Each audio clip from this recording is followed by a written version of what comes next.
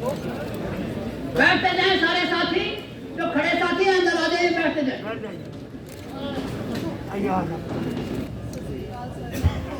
पकड़ी पकड़ी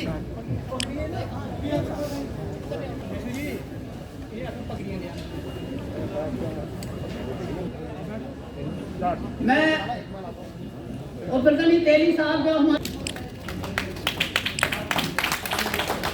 देवी जीता जी कहाँ है देवी जीता जी?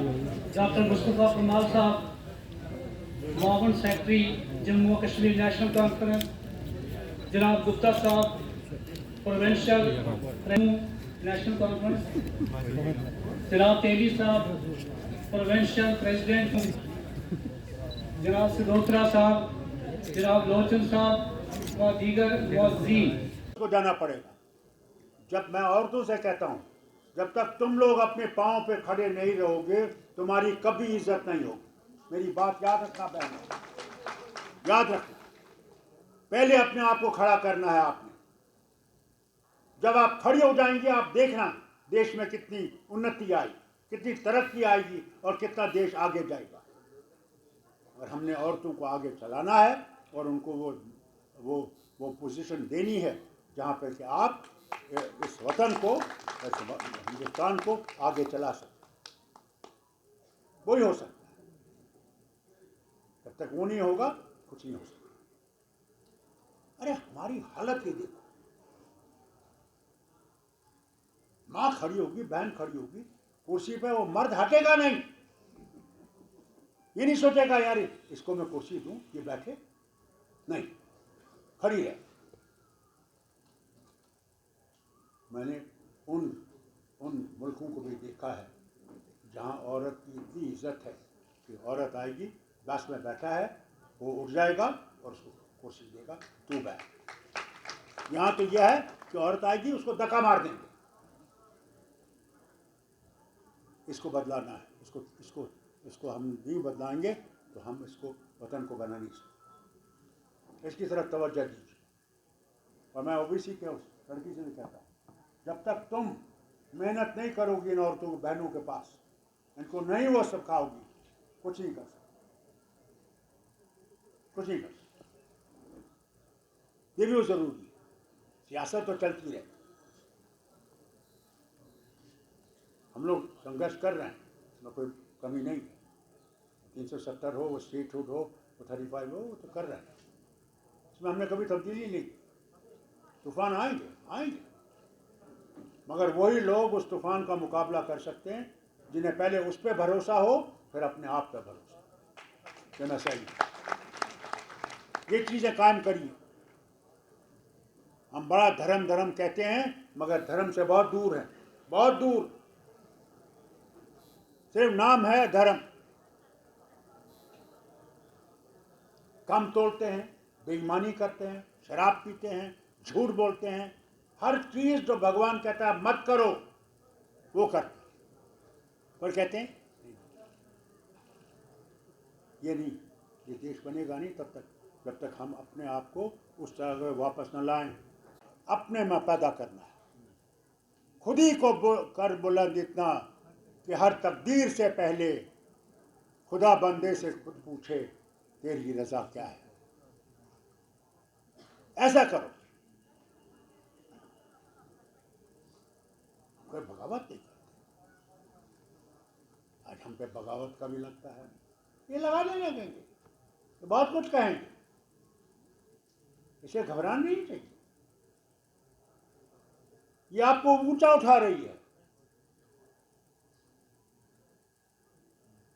तुंडे बादे मुखालिफ से न घबरा है काफ, ये उठती है तुझे ऊंचा उठाने वाले।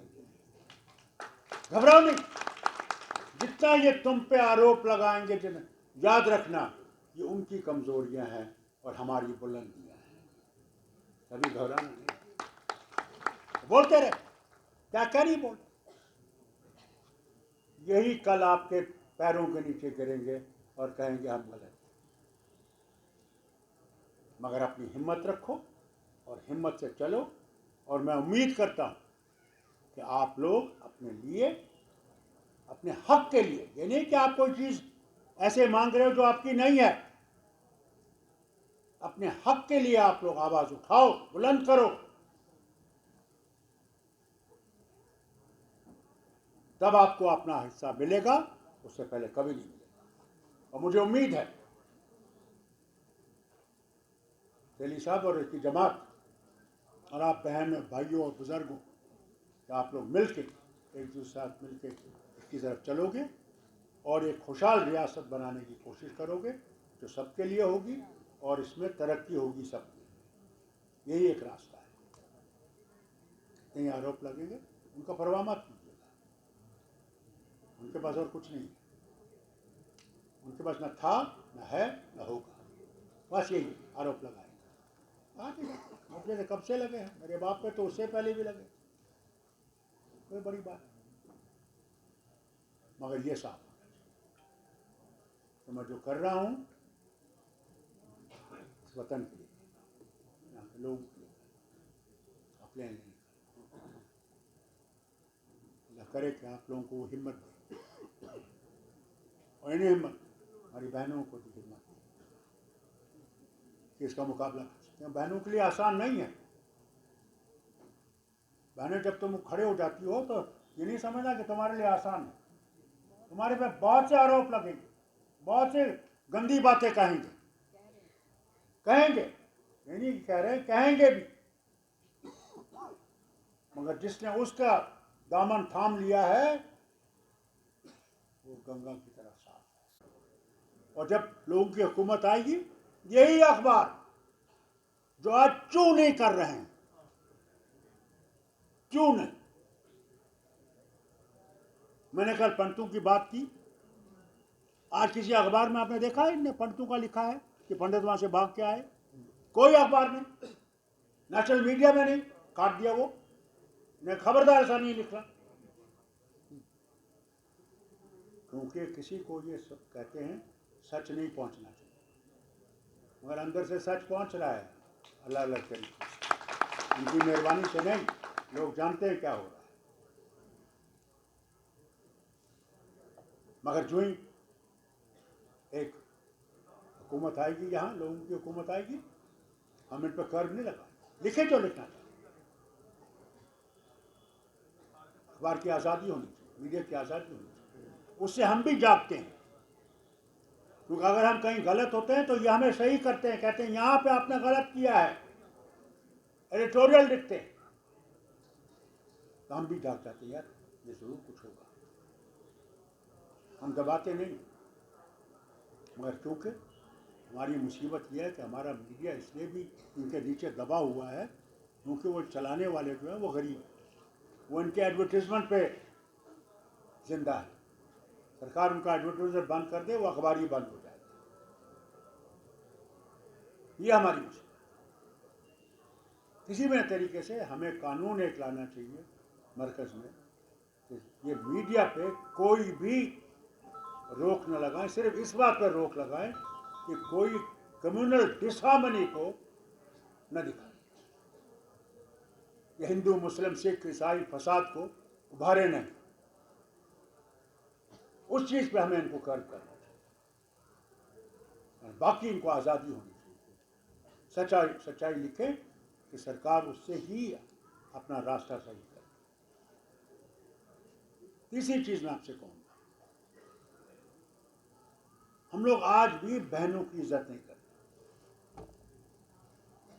और मैं आपसे कहना चाहता हूं, खासकर ओबीसी से कहना चाहता हूं,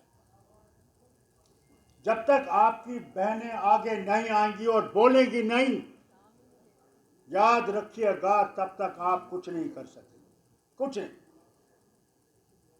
क्योंकि इस गाड़ी के दो पहिए हैं, एक तरफ मर्द है, एक तरफ से औरत। अगर ये दो पहिए नहीं चलेंगे तो मैं आपसे कहना चाहता हूं ये गाड़ी नहीं चलेगी। आज वो जमाना गया जब सिर्फ मर्द कमाता था और घर चलता था। अब जब तक औरत भी कमाएगी नहीं, वो घर कभी भी खुशहाल नहीं रहेगा। एक की तनख्वाह से नहीं चल सकता, ईमानदारी से आपसे कहता हूं, नहीं चल सकता। वो जमाना गया जबकि मर्द कमाता था और घर चलता था। आज जब तक घर की औरत भी काम नहीं करेगी, वो तो पैसे नहीं कमाएगी, उसको हर वक्त मुसीबत रहेगी। वो जाएगी खान के पास, मुझे तेल का पैसा दो। हाँ, एक बार कल मैंने दिया था,